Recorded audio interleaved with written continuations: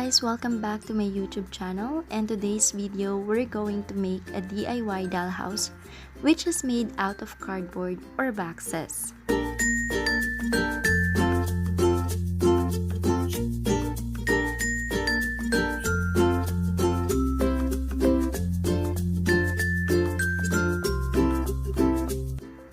So we need cardboard or boxes, cartolina, wallpaper, or any kind of paper na gusto mong gamitin pang cover or design ng box. You can also use spray paint if you want. It's actually up to you. We need scissors, cutter, glue, and tape, and also glue gun. So ang una nating gawin ay i-cut natin yung part na to sa mga boxes natin.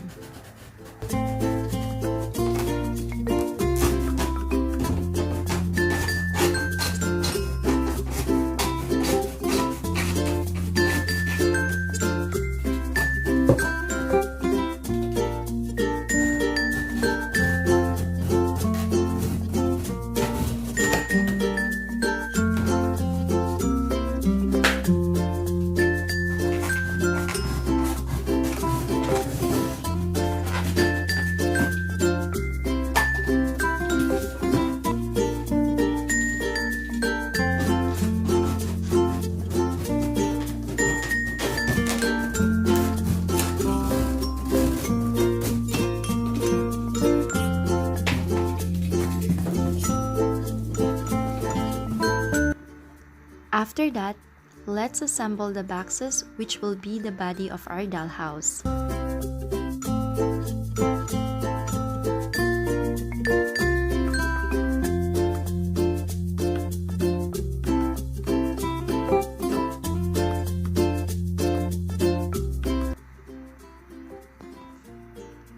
Then saka natin pagdikit-dikitin gamit ang tape.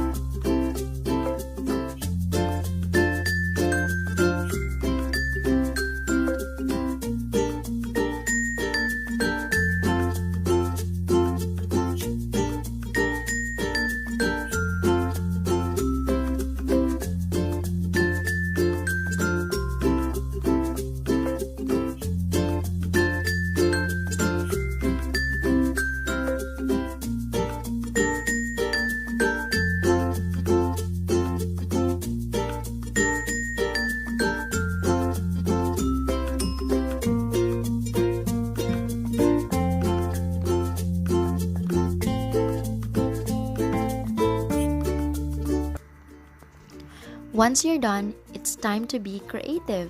You can opt to cover it with decorative papers or use a spray paint. So for me, I will use a wallpaper, cartolina, and some sticker paper to cover the dollhouse.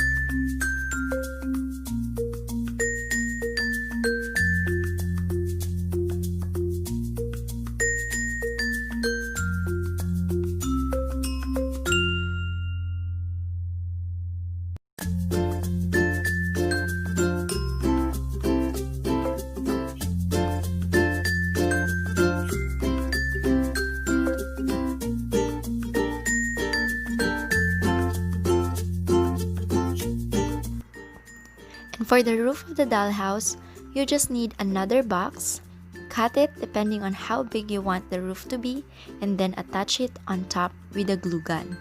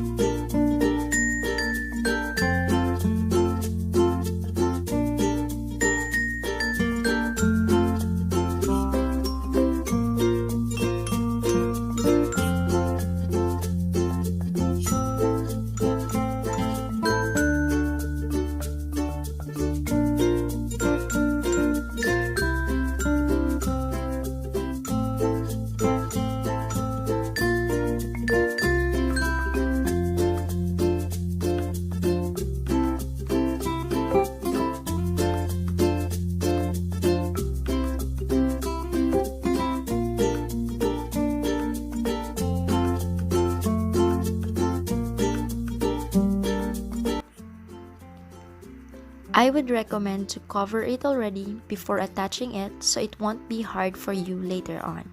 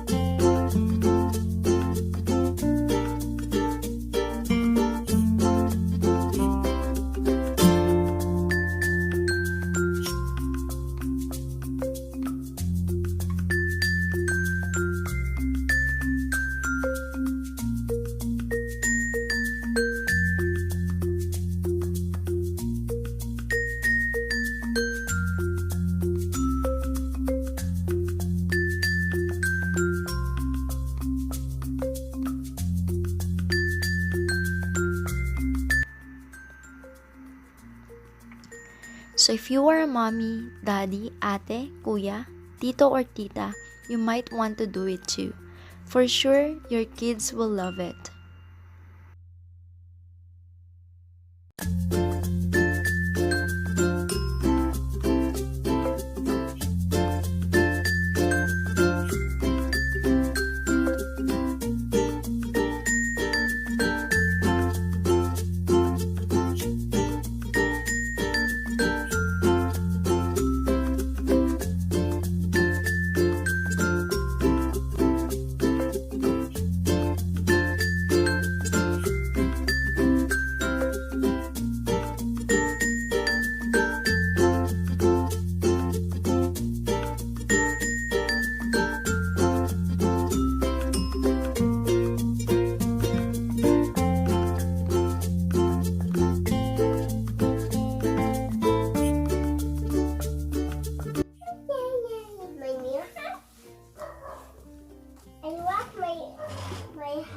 Mommy? Really? Yes. Oh, what will you say?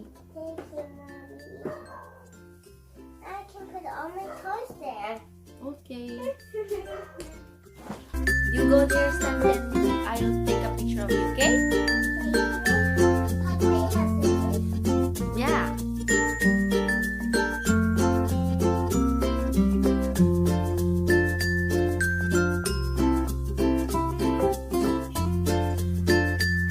Thank you so much guys for watching, and I hope you enjoy it, and don't forget to like, subscribe, and click the bell icon to be notified on my next video.